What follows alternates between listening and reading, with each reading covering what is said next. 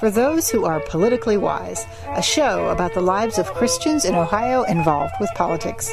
Introducing your host, Reverend Thomas Wise. Greetings, my fellow patriots, saints, and sinners. The show is titled Politically Wise, and I am your host, Reverend Thomas Wise. At the end of the show, there will be a blessing. Don't miss it.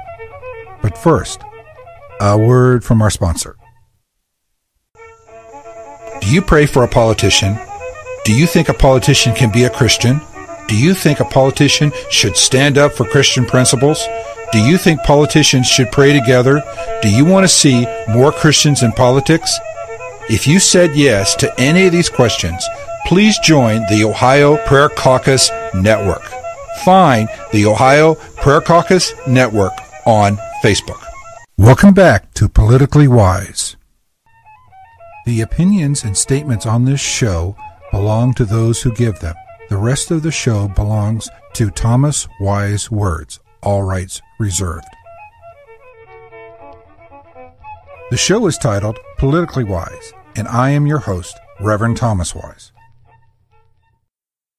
Hello, my listeners. This is Reverend Thomas Wise. The show is called Politically Wise. Thank you again for listening today. I have a very special guest. Would my guest introduce herself? Well, yes, my name is Lori Viars, and I'm a Christian conservative activist. I'm from Warren County, Ohio, and I serve on the board of Warren County Right to Life. I'm also on the board of a group called the Conservative Republican Leadership Committee, and I'm on the Republican Central Committee here in my county. But I will only work for conservative candidates who share our values. I won't work for candidates that maybe have an R by their name, but they don't uphold the values that we all share. Well, how do you vet these politicians? Well, I mean, it's pretty easy. I mean, most of the time, they have a track record that you can look at. I mean, sometimes with a brand new candidate, you don't know, and you have to go by what they're telling you. But my grandma always said that you go by what people say, not by what they, or by what they do, not by what they say. So, actions speak louder than words, and that's very true with politicians. More and more, we're having to make sure of that. I mean, and we've all been burned. I've made mistakes, and I've backed someone who later I've had to withdraw my support from. In fact, that's happened this past year. So. I see. So you found out something about somebody that you didn't know that came out, or they took a position that you didn't feel comfortable with your values, and so. Absolutely. Our U.S. Senator, Rob Portman, is somebody who I've worked on many of his campaigns. When he was in Congress, every 2 years he would run for re-election, and I helped on almost all of his campaigns. And about a year ago, he flip-flopped on the gay marriage issue, and now endorses gay marriage. And so I've withdrawn my. You're also a mother, wife, mother.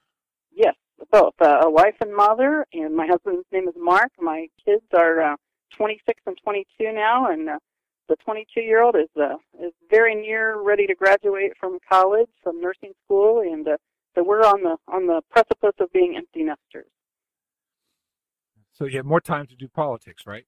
Absolutely. I started getting involved back when my kids were very young. In fact, our first child had turned 1 about the time I started getting involved. I became a stay-at-home mom at that time. I don't ever regret that decision. But prior to that, we were working with no children. I didn't have as much time. But after I had a baby, it really changed me. It made me really care about the future that we're leaving. And so I started getting involved when he was about 1 year old, and my husband will say it's kind of snowballed from there.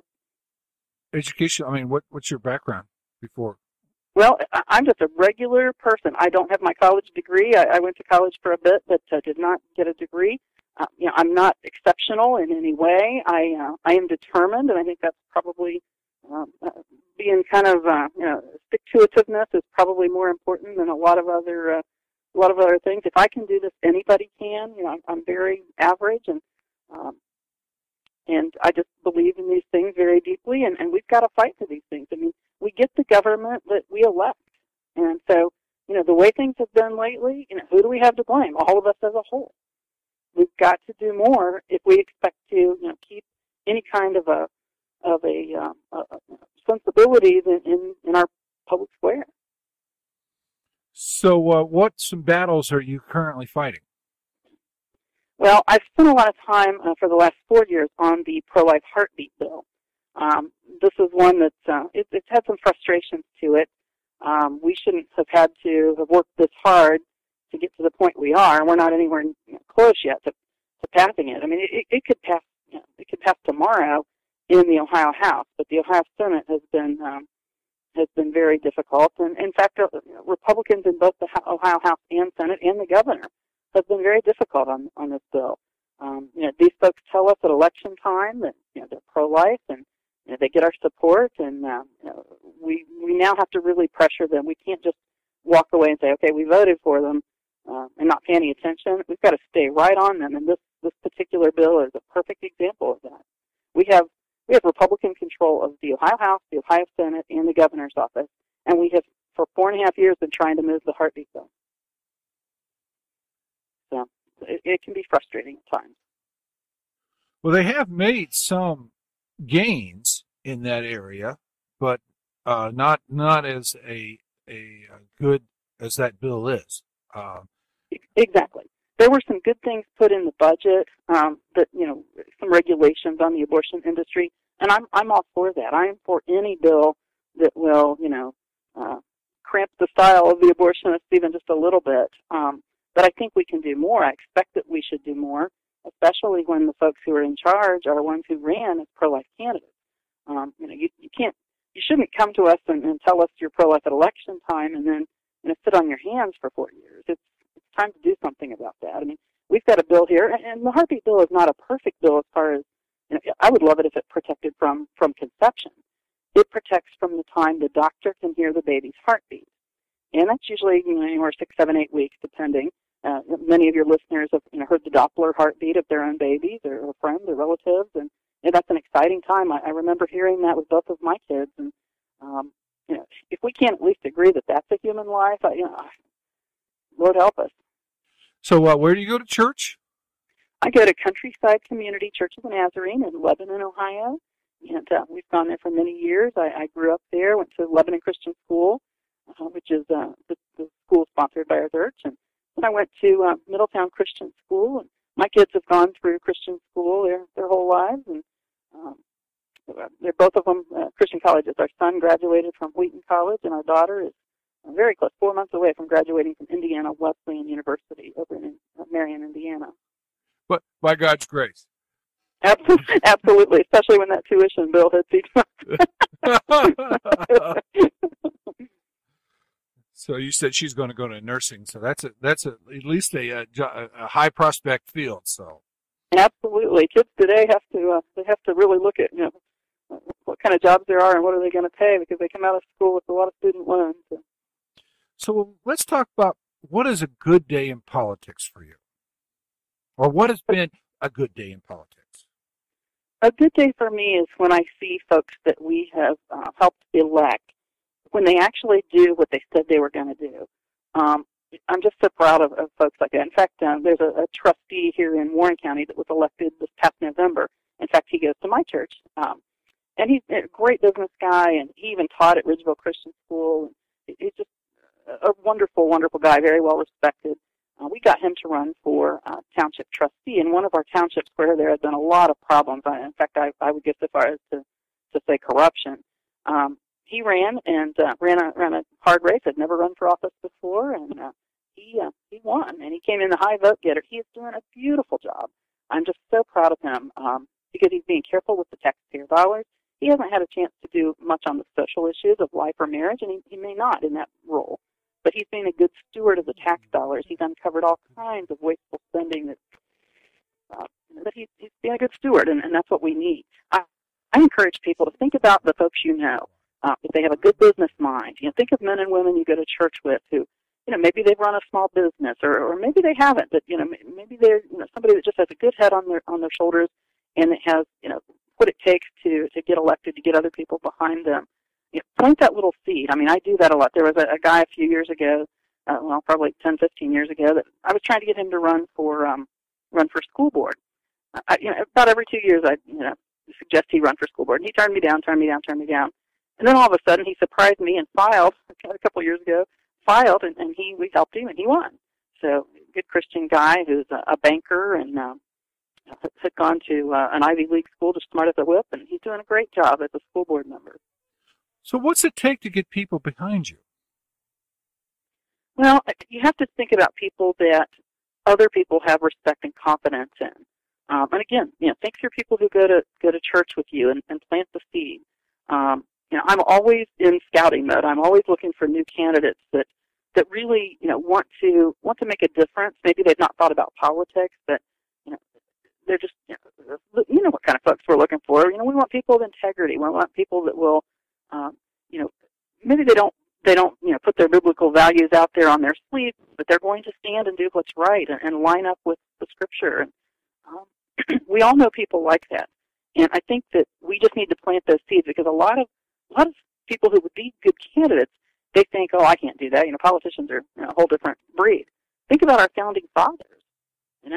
We need people to rise up and run for these offices. And, I'm talking local offices, because once you get into the bigger offices, you pretty much have to have, you kind of have to have a track record. So, local offices, think about city council and township trustee and school board.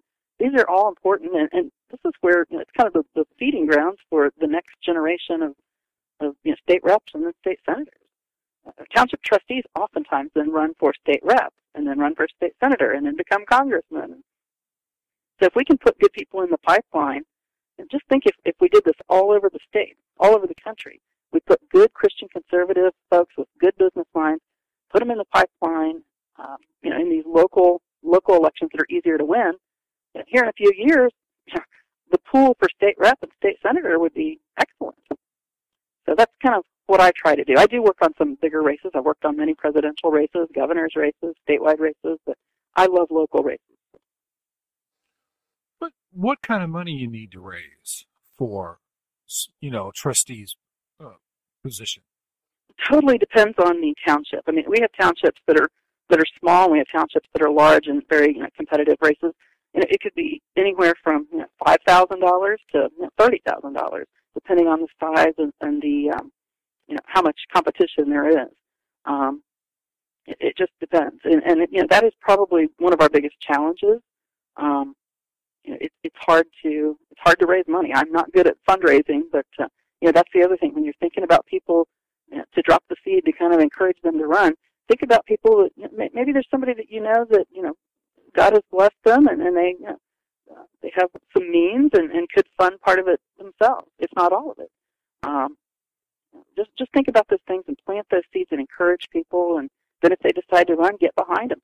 Regular people can run campaigns. In fact, I've worked with folks who've never worked in politics ever, and they have a blast, and they get their families involved. And I've seen families out with the kids, putting little literature out on the doors. And I remember this one candidate was running, and he went out with his son and daughter and his wife, and the kids were hanging out the window. I don't know how safe this is. They were hanging out the windows, putting some kind of a flyer on the mailbox post. I'm not even sure if we're allowed to do that. The kids were begging, "Daddy, can we do it again? Can we do it tomorrow?" The kids enjoyed it. So, you don't have to leave your family behind to do this. When my kids were little, my kids worked on a lot of things with me. My daughter, in particular, has probably done more political mailings, and her stack was always taller than mine. She was always faster than I was if we were stuffing envelopes.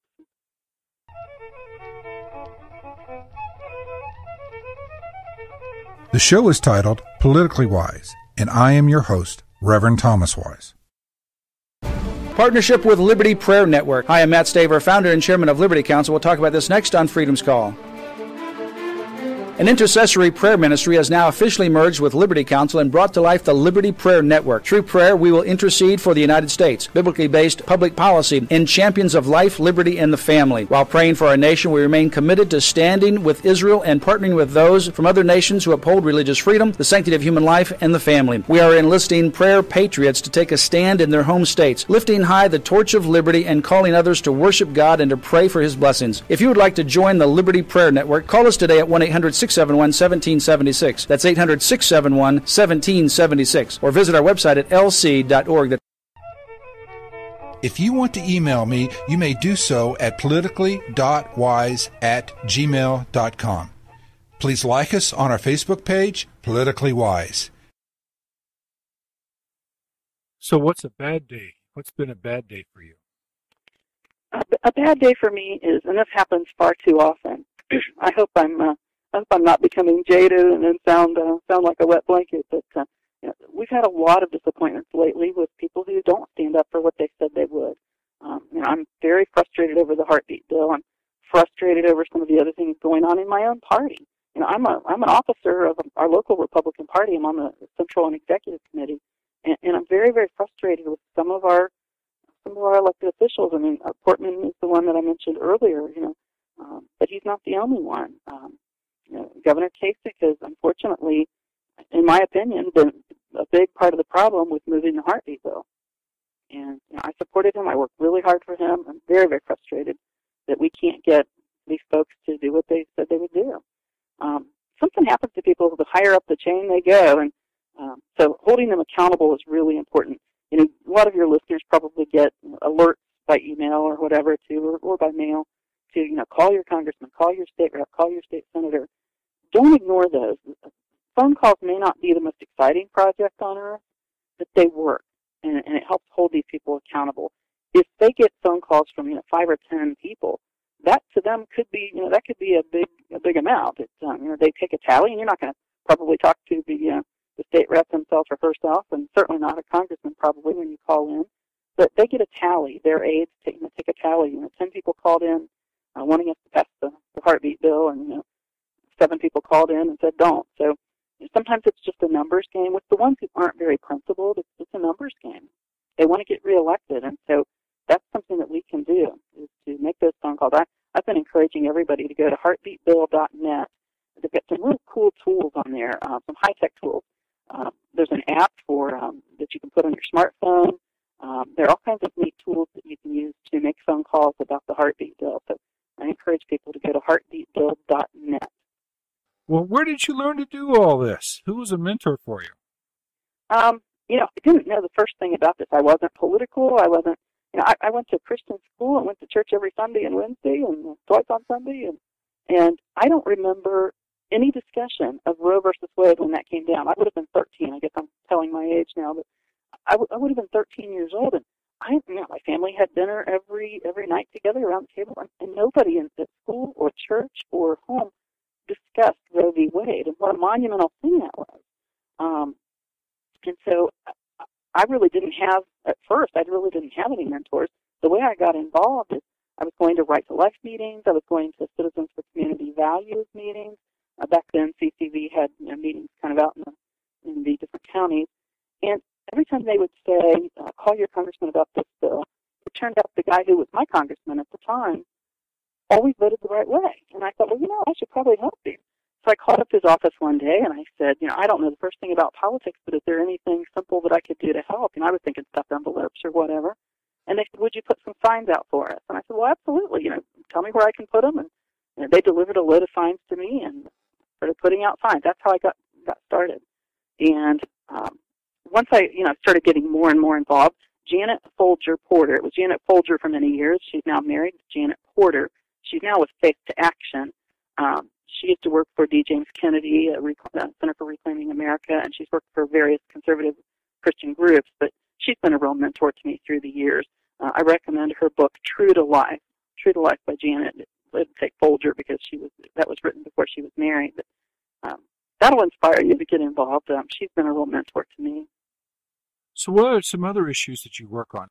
My husband thinks I'm a professional volunteer because I've worked on so many projects, like, for instance, the marriage amendments back in 2004. Many of your listeners will remember the Ohio Marriage Amendment, which says, and it's in effect now. We passed it with almost 62% of the vote to 38. It was like 61 point something to 38%. And the thing about that, that's across all party lines. So that was a huge landslide for protecting traditional marriage. And the reason that I do work on that particular issue is, when I read the Bible, I try to prioritize my issues with the issues that we're taught, the things that are priorities to God, the shedding of innocent blood, God hates that. And so that's why I work with Right to Life and, God-ordained marriage. And so I've worked with Citizens for Community Values on the marriage amendment back in '04, and we're going to have that fight again. The homosexual rights activists have been gathering signatures for a couple years, year or two, and they're planning to put that back on the ballot to tear down our Ohio marriage amendment. That'll probably go on next year's ballot, 2015, maybe 2016. They almost put it on this November. Strategically, they decided to wait, and so we're going to have that fight here probably within a year or two. Someone else tried to put on the bill to legalize marijuana. Yeah, they didn't get the signatures they needed. I just can't imagine why. Where does somebody go get training these days to be an activist? That's a very good question. I guess what I would say is more so than training is to get plugged into getting information, and it's easy now with technology. There are groups like, your local Right to Life group. There are groups like the Conservative Republican Leadership Committee, crlcohio.com. Ohio Conservative Review is a wonderful publication online, ohioconservativereview.com. And all of these groups have Facebook pages. It's so easy to get connected. And then they'll send you alerts. I mean, I send out, if there's something going on with the heartbeat bill, I send out an alert, please call your state rep, I sent one out the other day. Go to www.ohiohouse.gov and find your state rep and call him or her about the heartbeat bill. So with technology nowadays, it's pretty easy. There's really no excuse. It doesn't take a lot of time. I always tell people, this phone call will take you about 60 seconds. It'll take you 60 seconds to read the alert. It'll take you another 60 to make the phone call, and then get on the phone and get 5 more people to make the call because, again, it's oftentimes a numbers game. Okay, may I ask you a question that I know I'm not, don't feel ambushed by this. Okay. But what do you like in the presidential race on the Republican side? Who do I like for 2016? Yep. That's an interesting question. I was just thinking about this yesterday. I was reading an article that had me mulling this over. Usually I have a candidate way out in advance and I'm, gung-ho for them. And this year, this coming for 2016, there are several that I have my eye on. I'm not sure who I'm going to be for. I like Rick Perry, and I've been praying for him with what's going on out there. I don't know if you've followed that, but he's been under fire for doing something good. No good deed goes unpunished, I guess. And yeah. I could happily support Rick Perry. I love Bobby Jindal, the governor of Louisiana. I could happily support him. There are other candidates out there that maybe are a little outside the box. Ben Carson comes to mind. I supported Mike Huckabee in 2008. I kind of don't think he's going to run, but he could surprise me. Some of the ones that I thought I'd be for, I thought I'd be a Marco Rubio person in 2016, but he's had a couple missteps, and no candidate's perfect. So I'm gonna support the one that I think is the most conservative and shares our values on the Christian front that can win.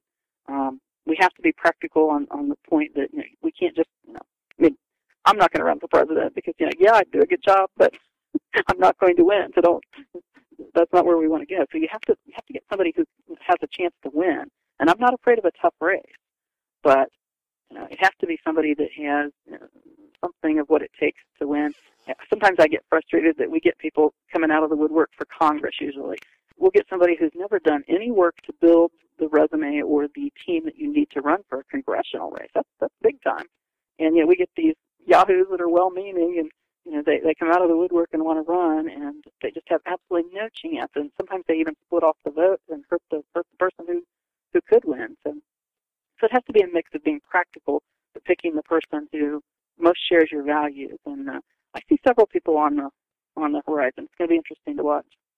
Ted Cruz is another one. I mean, Ted Cruz is somebody that would be a fabulous president, and I don't know how much he gets out of the middle. That's the other thing we've got to be careful of. We've got to find somebody, and this is tough to get both of these. We have to find somebody that can motivate the Christian conservative base, or at least the conservative base, and can get some votes out of the middle to win. Because you have to get votes out of the middle, or you don't win. That's hard to do that. It's hard to find somebody who appeals to both the hardcore conservatives like me and the swing voters who make or break an election. So what do you say to those people? We heard this last election, I'm particularly Christians, I'm sick and tired of voting for the lesser of two evils. I share their frustration. I mean, I'm sick and tired of it too. I think we all have to make that decision. I have voted, in my 25 years in politics, I have certainly voted for my share of the lesser of two evils. I'm getting pretty tired of it. I totally see both sides of this. You don't want to not vote and just throw your vote away, but at the same time, how do we hold people accountable and insist on better? I don't want to get painted into a corner in November where we have bad choices. And this is why primaries are so important. Christians don't show up for primaries. I mean, it's terrible. The amount of Christians that vote in primaries, it's appalling. And what happens if you don't vote in a primary? You end up with two bad candidates, a bad Republican and a worse Democrat. And then what do you do? So, we've got to start getting people out to vote in primaries and support good candidates who can win, but who will stand up for our values and really go to Columbus or go to Washington and fight for what we believe in. Well, we've been talking for quite a few minutes now. Is there anything else that you wanted to bring up in this interview that I haven't thought to ask you yet? I guess just some practical things. I'm the practical, person. I'm not the one to give the fiery speeches and motivate the troops, but I'm the practical one. So get connected. Folks get connected on crlcohio.com is a good one. iVoterGuide.com is also good. It's kind of like a scorecard. OhioConservativeReview.com, or your viewers can just email me at viarslori@gmail.com, and I'd be happy to hook them up with getting on a couple of lists where they can be aware of these alerts. Again, call your elected officials about the heartbeat bill. In fact, I'll give out the governor's number. His phone number is 614-466-3555. That's 614-466-3555. And call the governor and ask him to help us pass the heartbeat bill. He doesn't have a vote when it's in the House or the Senate, but he has huge influence over it. Things don't pass without his blessing. They don't move without his blessing. The bills that do move either have his blessing or he just doesn't care. So that's really important. And he is on the ballot this November, so maybe he'll care a little bit more. So make that phone call. This is Reverend Thomas Wise. The show is called Politically Wise. I've been interviewing Lori I'm butchering your last name. Give your name again. It's Viars. Viars. Mm-hmm. All right. And so that she's given out her website. And truly, the listener on the show, please register to vote.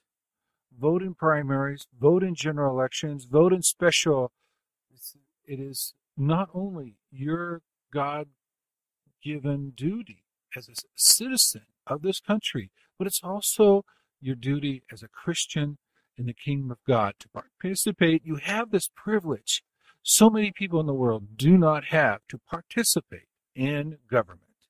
You have the final word. Anything you want to say?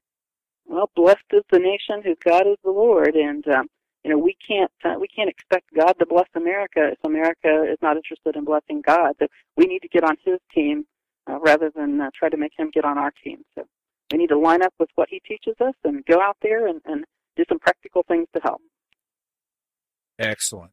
This is Reverend Thomas Wise. The show is called Politically Wise.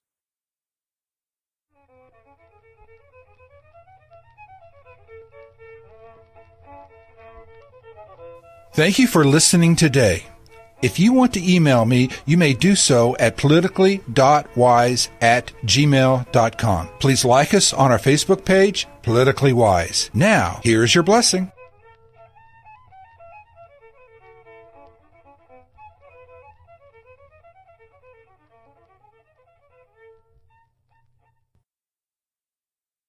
Blessings based on Psalms chapter 19, verses 12 through 14.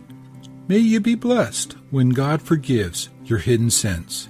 May you be blessed when God keeps you from sinning. May you be blessed when the words of your mouth and the meditations of your heart are pleasing in the sight of your God. May you be blessed when God is your rock. May you be blessed when God is your Redeemer. May you truly be blessed.